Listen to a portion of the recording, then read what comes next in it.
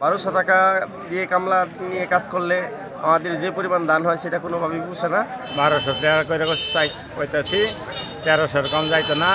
আমরা কৃষক মাঠে মারা যাচ্ছি। ধানের বাজার হলো 700 থেকে 800 টাকা মন। একটা লেবারের মূল্য হলো 1300 টাকা 1400 টাকা। আমি কিছু ধান কাটবো, আসলে এখানে কামলা নিতে আসা দেখি কামলার ময়না হলো 1200 টাকা। 1200 টাকা দিয়ে কামলা নিয়ে কাজ করলে আমাদের যে পরিমাণ দান হয় সেটা কোনোভাবেই পুষে না। কামলার দাম হচ্ছে 1200 টাকা, আর আকাশের অবস্থা ভালো না। এই অবস্থার মধ্যে ধান কাটতে গেলে 1200 টাকা করে কামলা নিতে হচ্ছে। ধানের দাম খুব অল্প, 600 থেকে 700 টাকা ধানের দাম।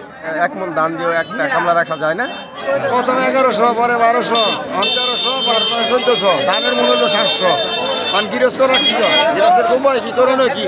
ধান পাকি গেছে গা, 1200 টাকা করে চাই কইতাছি, 1300 কম যাইতো না। এখন কামলা নাইকা, চলে যেতে হবে। বালুঘাটা বাজারে কামলার হাটে কামলা নেওয়ার জন্য, কিন্তু কামলার বাজার খুব বেশি। কামলা 1300-1400 টাকা দাম চায়। এখন 1300-1400 টাকা কামলা নেওয়া, আকাশ খারাপ, নেওয়া যদি মানে ধান ঠিকমতো কাটা না যায়, কাটলেও তো বাড়িতে আনলেও হইতে যায়। এখন মনে করেন যে দাম চাই এই দাম দিয়া ধান কাটার মতো সাহস পাই নাই।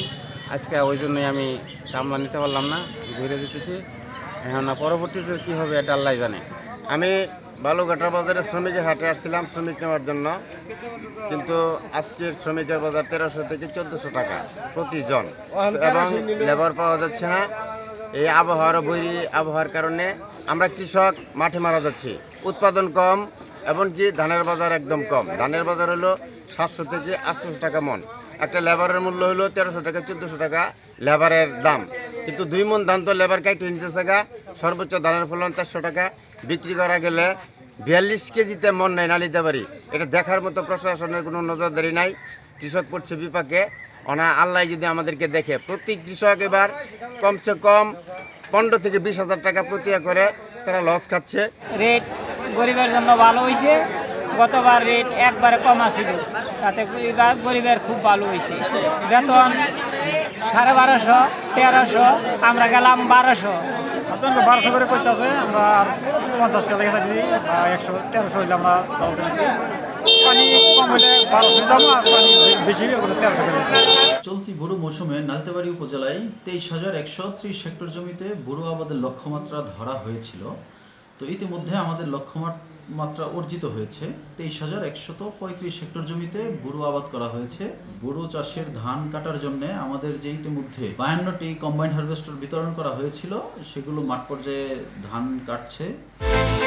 বিকাশ পেমেন্টে 10,000 টাকার বেশি অফার, শপিং চলছে তো। আজকে পর্যন্ত 11% ধান কাটা সম্পন্ন হয়েছে। আমাদের এখন বেসিক্যালি 3টা ইউনিয়নে ধান কাটার কাজ চলমান আছে, কারণ 3টা হচ্ছে নিচু এলাকা। আর ক্রমান্বয়ে আমাদের যে উঁচু যে জমিগুলো আছে সেগুলো ক্রমান্বয়ে কাটা হবে। তো আমরা আশা করছি এবার আমাদের যে উৎপাদন লক্ষ্যমাত্রা ছিল তা সুন্দরভাবে অর্জিত হবে।